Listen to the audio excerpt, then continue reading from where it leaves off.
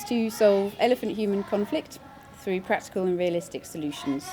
We aim to empower people with the knowledge they need to stay safe if elephants visit, and also give them practical help with infrastructure to stop elephants from causing damage. By doing this, the aim is to have a situation where people accept living with elephants, and that in turn will help us have a harmonious situation for everybody. The Water Point Protection Programme involves the volunteers very heavily, and they are the main manpower for building these very large stone walls around water points.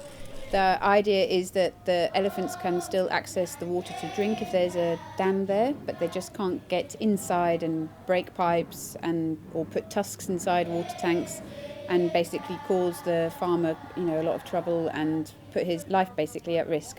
That's all done by hand. It's really hard, sweaty work, but we are managing to do about 2 protection walls a month, and we're slowly working our way through all of the Kunini and Orongo region. So that makes a massive difference, just takes a big problem away.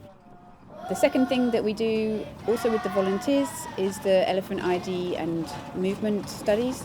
So we believe really strongly that we must know each and every elephant that we have in the area, that helps us manage them better, that we understand their personalities, that we know where they're moving. If they are going to make a new movement, perhaps there'll be farms that are living without protection walls that we need to hand out application forms. And then taking the identification photos. We take the photos of the left and the right side. The tails are all quite interesting with different hair on each one, so that's differs between each and every elephant, and obviously a body shot and a head shot, so we can clearly see who's who. The other project we do is the Peace Project. This is a training program on elephant behaviour for people who are living with elephants, so community members, also for game guards and conservancy members, so they're people that are responsible for tracking elephants and providing information to the conservancies and the government. We also go into schools and do talks on safety for the children that are living there. Our partner school has the elephants close by most months of the year, even inside the school, so it's quite a dangerous situation.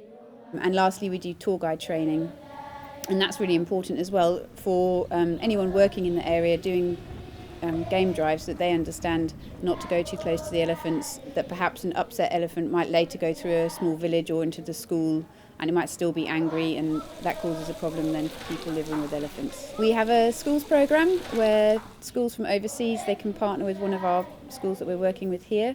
Most of the projects involve some kind of renovation work. It could be painting dormitories, painting classrooms, fixing toilets and shower blocks. We've also provided computers and libraries. So anything really that the school needs that we can add and help the Ministry of Education provide to those schools. Ehra's volunteer programme is a very hands-on conservation experience for people. I think our programme is very much suited to somebody that's quite interested in conservation, that believes in actually doing something that they can see that they've made a contribution. So the walls, it's a brilliant feeling, I think, for people to see that, yes, it's hard work, but they can instantly see that solves a problem. And that is what conservation is actually about. It's about solving a problem in a very practical way.